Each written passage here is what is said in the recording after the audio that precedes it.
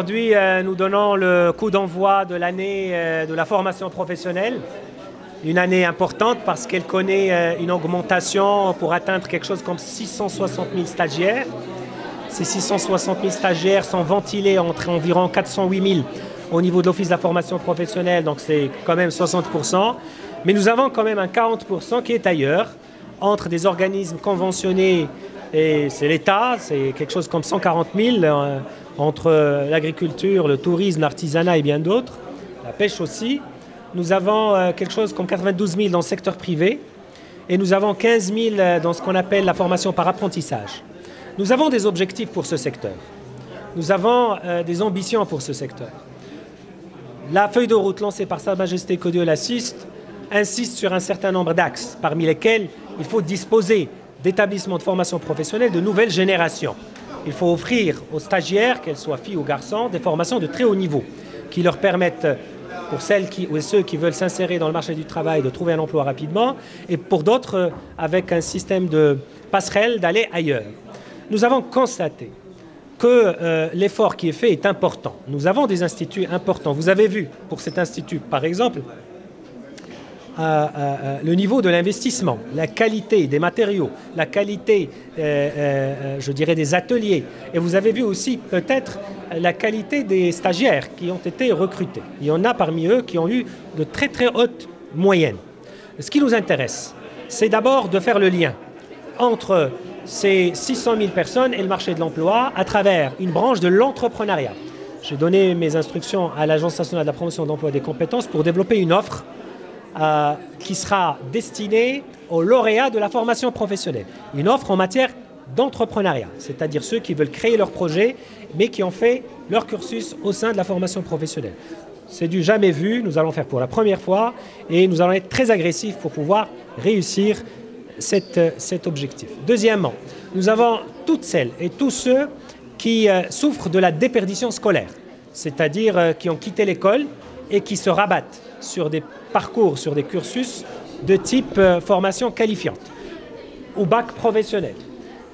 C'est des sujets qui sont importants, mais malheureusement, nous n'en avons pas beaucoup, c'est-à-dire le nombre de stagiaires, juste 15 000, des gens qui passent 20% en théorie et 80% en stage. C'est un sujet qui est sérieux. Nous avons travaillé sur une feuille de route et nous annoncerons la réforme dans quelques semaines. Il faut aller minimum à 50 ou 60 000 personnes par an sur ces sujets-là. Mais il faut les accompagner avec des bourses, avec des stages, etc. Nous avons des questions importantes qui relèvent de l'ordre de la gouvernance. Parce que l'ensemble des instituts dont on dispose, s'ils ne sont pas proches des professionnels, forcément il n'y aura pas d'insertion. Donc cette insertion, pour qu'elle soit là, il faudra que les professionnels soient impliqués d'une façon ou d'une autre dans le management et dans la gestion des instituts de formation. C'est le cas pour les cités des métiers et des compétences, mais nous voudrions effectivement que ça soit élargi à l'ensemble des instituts qui peuvent faire ce pas-là. Par exemple, l'exemple des IGD, des instituts à gestion déléguée, est révélatrice dans ce sens. Pourquoi ? Parce que ce sont des instituts qui ont été montés avec les professionnels, ce sont des instituts qui ont été développés et qui connaissent un succès sans précédent. L'objectif aujourd'hui est de monter en capacité, mais de garder toujours la qualité. Il y a des aspects sociaux fondamentaux. Le nombre de bourses a fortement augmenté. Nous sommes à 44 000 aujourd'hui, mais nous allons devoir faire plus d'efforts parce qu'en posant les questions aux candidates et aux candidats, aux stagiaires, on trouve qu'une partie d'entre eux habitent loin, donc sont obligés de changer de ville, de louer, etc. La dépense pour étudier n'est pas négligeable pour les parents.